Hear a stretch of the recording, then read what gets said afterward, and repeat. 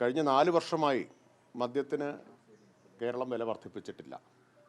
മറ്റ് പല സംസ്ഥാനങ്ങളും ഇതിനിടയിൽ പലതവണ വില വർദ്ധിപ്പിച്ചിട്ടുണ്ട്. ഈയിടെയാണ് കർണാടക നല്ല വർധനവ് നടപ്പാക്കിയിട്ടുള്ളത്.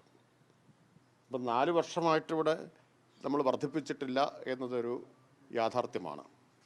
പക്ഷേ ഓൺലൈൻ മദ്യവിൽപ്പനയുടെ കാര്യത്തിൽ സർക്കാർ ഒരു തീരുമാനവും എടുത്തിട്ടില്ല. ഈ പ്രപ്പോസൽ നേരത്തെയും ചർച്ച ചെയ്തിട്ടുണ്ട്. കഴിഞ്ഞ മദ്യനയ രൂപീകരണ സമയത്തും ഈ പ്രപ്പോസൽ ബെവ്കോയുടെ ഭാഗത്തു നിന്നുണ്ടായിരുന്നു.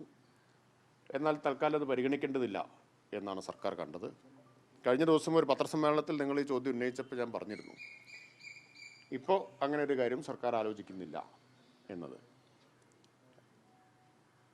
പല പ്രപ്പോസലുകളും ബെവ്കോയുടെ ഭാഗത്തു നിന്നും മറ്റും വരാറുണ്ട്. പ്രത്യേകിച്ച് നയരൂപീകരണത്തിൻ്റെ ഘട്ടത്തിൽ ഒട്ടേറെ കാര്യങ്ങൾ നിർദ്ദേശങ്ങളായിട്ട് വരും. അതെല്ലാം ചർച്ച ചെയ്താണല്ലോ ഒരു നയം ആവിഷ്കരിക്കുന്നത്. ഇപ്പോൾ ക്യാബിനറ്റ് അംഗീകരിച്ച മദ്യനയമാണ്. ആ മദ്യനയത്തിനകത്തു നിന്നാണ് സർക്കാർ തീരുമാനങ്ങൾ എടുക്കുക. അംഗീകരിച്ച മദ്യനയത്തിന് അകത്തു നിന്ന് മാത്രമേ സർക്കാർ ഏത് കാര്യത്തിലും തീരുമാനമെടുക്കൂ.